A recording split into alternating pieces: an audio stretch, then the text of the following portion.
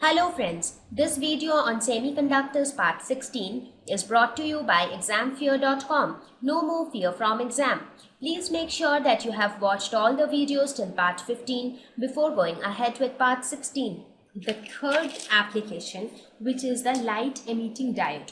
Light emitting diode is something which you must be observing in your laboratories every now and then.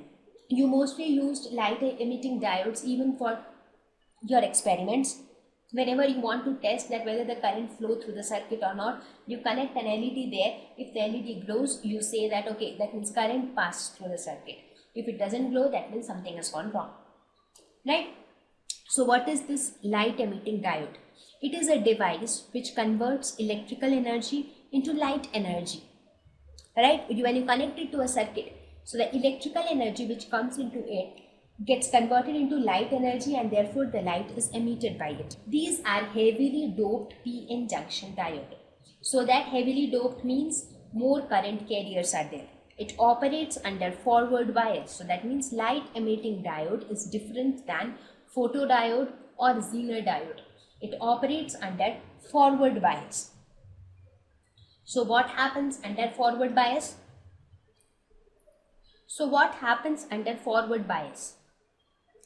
Let us suppose this is the p-n junction and this is my depletion region. Now what happens when it is forward biased? Forward bias always encourage flow of majority charge carriers, right? So under forward bias, electrons will move from n to p and holes will move from p to n, right? So the electrons which are present here, they will all start reaching somewhere around here. Similarly, the holes which are present in p region, they will start diffusing and they will reach somewhere around here. So as a result, we will see that at the junction boundary, if you look at the boundary of the junction, excess minority carriers will exist because this is p region and electrons are minority carrier for p region. So that means at the junction boundary we have excess minority carriers. Now these minority carriers, that is these electrons, will recombine with the holes in p region. So these minority carriers will recombine with the majority carriers of this region. As a result, energy will be released. This energy is released in the form of photons. So what happens? Forward bias, so electrons moved from n to p, holes moved from p to n. So what happened? Recombination occurs between injected minority carriers and majority carriers. Right, so this recombination will occur. So energy is released in the form of photons. So photons with energy, if a photon with that, so that energy is released in the form of photons. Now photons which have energy less than or equal to the energy gap of the semiconductor, they are emitted as light energy. And what about the photons which have energy greater than the energy gap? They will move to the conduction band and contribute to the conduction, right? So how do LED operate? LED operates under forward bias. Under forward bias, the electrons move from n to p, holes move from p to n. As a result, the minority charge carriers are collected near the junction.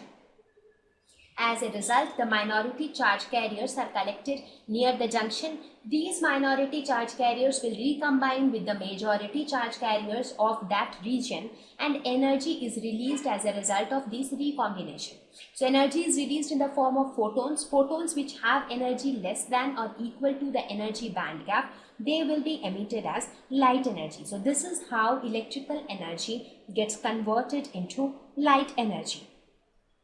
Now let us look at the VI characteristics of a light emitting diode.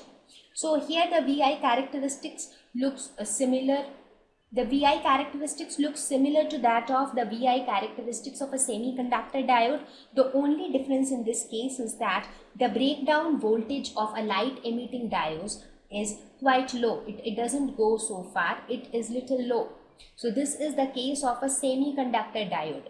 But in case of a light emitting diode, the breakdown voltage is little lesser in value. So what does that mean? That means that if an LED is operated, if a LED is operated in the reverse bias region, in that case it should be taken care that the reverse bias voltage should not reach to a very greater value, because the diode may get destroyed, because here the breakdown voltage is very less. So even for a very small amount of voltage, the current can increase rapidly and can destroy the diode. So what are the advantages of light emitting diode? Less power consumption, low operating voltage, fast on off switching capability. If you see, if you connect a LED and if you switch it on, it glows immediately. Switch it off, it glows off immediately. It has got a long life. So these are some of the very common properties of mostly all semiconductor devices, because of which semiconductors became a significant part of electronic circuits. Emitted light is nearly monochromatic. It is not exactly monochromatic, but the wavelength is like almost on a similar range. So we can say that the emitted light is nearly monochromatic. Thank you. Please visit examfear.com to watch free educational videos, try free online tests, get the best quality study materials, study from the best tutors and mentors, and much more. Thank you once again.